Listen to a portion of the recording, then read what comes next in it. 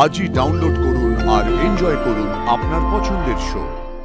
কুচবিহারের মেয়ে গুগলে কাজ করতে। হ্যাঁ দিদি। কেন মনে হলো চাকরিটা ছেড়ে দেবে, ব্যবসায় ঢুকবে? দুর্গাপুজো প্রায় এসেই গেছে, আর পুজো মানেই ঠাকুর দেখার সাথে জমিয়ে খাওয়া দাওয়া।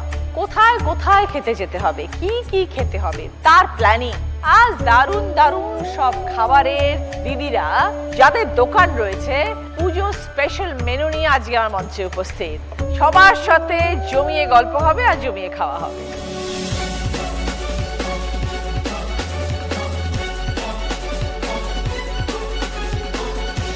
প্রথমে আছে অবজা চক্রবর্তী। নমস্কার দিদি, আমি অবজা চক্রবর্তী। আমি কুচবিহারের মেয়ে।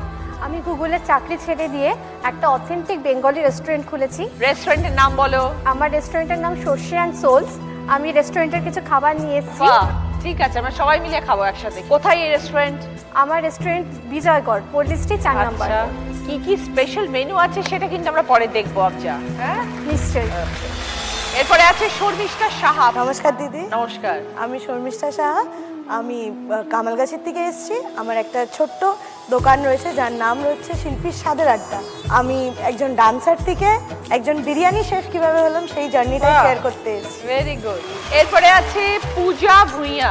নমস্কার দিদি, আমি বাসবনি থেকে আসছি। হ্যাঁ, আমাদের হচ্ছে মোমোর বিজনেস। শুধুই মোমো পাওয়া যায়? শুধু মোমো আর burger. Burger? Burger, momo burger. ও, মোমোর বার্গার। আচ্ছা, দোকানের নাম কি? মোমো শেফ। এরপরে আছে দেবলীনা কর্মকার।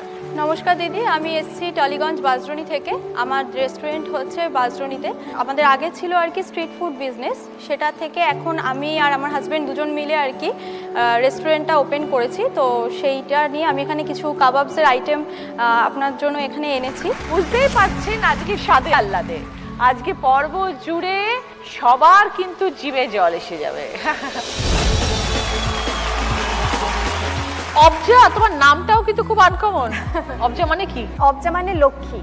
এবং দুর্গাপুজোর যখন দুর্গার প্রাণ প্রতিষ্ঠা হয় তখন 3 জন দেবীর প্রাণ নিয়ে দুর্গার প্রাণ প্রতিষ্ঠা হয়, তার প্রথম দেবী অবজা মানে Lakshmi. Very good, very nice. কুচবিহারের মেয়ে গুগলে কাজ করতে। হ্যাঁ দিদি। কেন মনে হলো চাকরিটা ছেড়ে দেবে, ব্যবসায় ঢুকবে? আমি যখন চাকরিতে জয়েন করি তখন আমার ওয়ার্ক ফ্রম হোম ছিল। তারপর যখন আস্তে আস্তে ওয়ার্ক ফ্রম হোম উঠে যাচ্ছে এবং আমাকে অফিস থেকে ডাকলো, ঠিক সেই সময় আমার মার ক্যান্সার ডিটেক্ট হয় এবং তখন আমার ছেলেটাও খুবই ছোট, কাজে আমাকে তখন চাকরিটা ছেড়েই দিতে হয়। তো সেখান থেকে আমার ইচ্ছে ছিল যে আমি কোনোদিনও যদি পারি একটা বাঙালি রেস্টুরেন্ট খুলবো। তখন আমার হাজব্যান্ড আমাকে প্রচণ্ড সাপোর্ট দেয় এবং ওই বলে প্রথম কথাটা যে ঠিক আছে, চাকরি করতে হবে না, তোমার যেটা ইচ্ছে রেস্টুরেন্ট খোলার বহুদিনের শখ, তো তখন আমি রেস্টুরেন্টটা খুলি। তোমার কেন মনে হলো যে খাবারের ব্যবসা শুরু করবো, যেহেতু তুমি খেতে ভালোবাসো? হ্যাঁ, আমি নিজে খুব খেতে ভালোবাসি। আমি প্রচুর রান্না করতাম। ব্যাঙ্গালোরে যেহেতু বাঙালি রেস্টুরেন্ট খুব একটা পেতাম না, তো সেখান থেকে আমি প্রচুর বই পড়ে পড়ে নিজেই রান্না করতাম। কিছু কিছু আমার আইটেম আমি সেরকমই রেখেছি। আমি ঠাকুরবাড়ির প্রচুর আইটেম রেখেছি। প্রজ্ঞা সুন্দরী দেবীর বই পড়ে আমি যেগুলো বানাতাম বাড়িতে, আমার যেগুলো খুব ভালো লাগতো, তো সেগুলো আইটেম আমি আমার রেস্টুরেন্টে রেখেছি।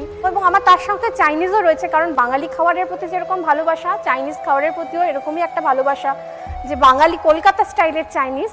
তো আমার রেস্টুরেন্টের ট্যাগলাইনই হচ্ছে রান্না করেছি মন দিয়ে, বাঙাল চিনার প্রেম দিয়ে। তোমার রেস্টুরেন্টের জন্য অনেক শুভেচ্ছা, তোমার নতুন জীবনের জন্য অনেক শুভেচ্ছা। থ্যাংক ইউ দিদি। শর্মিষ্ঠা বিরিয়ানির দোকান।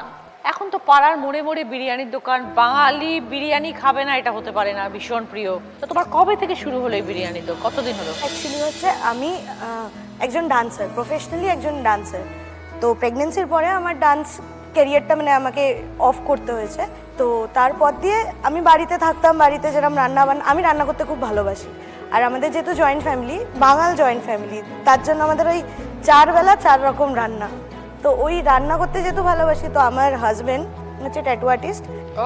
সে আমাকে বললো যে তাহলে তুমি কিছু নিজের শুরু করো, তুমি রান্না করতে ভালোবাসো, তাহলে একটা কিছু নিজের কিছু ইউনিক কিছু আইটেম যেরকম বাড়িতে বানাও তুমি, সেগুলো তাহলে একবার বানিয়ে দেখো কিরম সেল হয় বা কিছু একটা নিজের ব্যবসা শুরু করো। তো ফার্স্টে আমি শুরু করেছিলাম আমার বাড়ির সামনে, আমার বাড়ি বাঘাযতীনে, বাড়ির সামনে একটা ছোট্ট ফুড কার্ট দিয়ে 3 কেজি চিকেন দিয়ে শুরু করেছিলাম। আর এখন সেই জার্নিটা হচ্ছে প্রায় আমার 15-20 কেজি চিকেন শুধু পকোড়া বেরোয়। আর কি রেস্টুরেন্ট? রেস্টুরেন্ট। আচ্ছা, মানে বসে খাওয়ার মতো? বসে খাওয়া, সিটিং। আচ্ছা, কি নাম রেখেছো? শিল্পীর স্বাদের আড্ডা। এদিকে তোমার বাড়ির নিচে? না না না, এটা এখন আমি মানে অন্য জায়গায়। অন্য জায়গায়। আচ্ছা, তাহলে এখন তুমি খুব খুশি? একদম একদম। হাজবেন্ড সব সাপোর্ট করেন? হাজবেন্ড খুব সাপোর্ট করে, মানে আমাকে একটা বুলেট কিনে দিয়েছে, মানে আমি ওই বুলেটে করে রোজ বাজার করতে যাই, তারপরে বাড়ি আসি, একটু টাইম দিই, তারপরে তো দোকান। যারা রেস্টুরেন্ট করে তারা সব দিক দিয়েই পারদর্শী হয়, যেমন বিরিয়ানি কাটার একটা স্টাইল আছে। একদম একদম।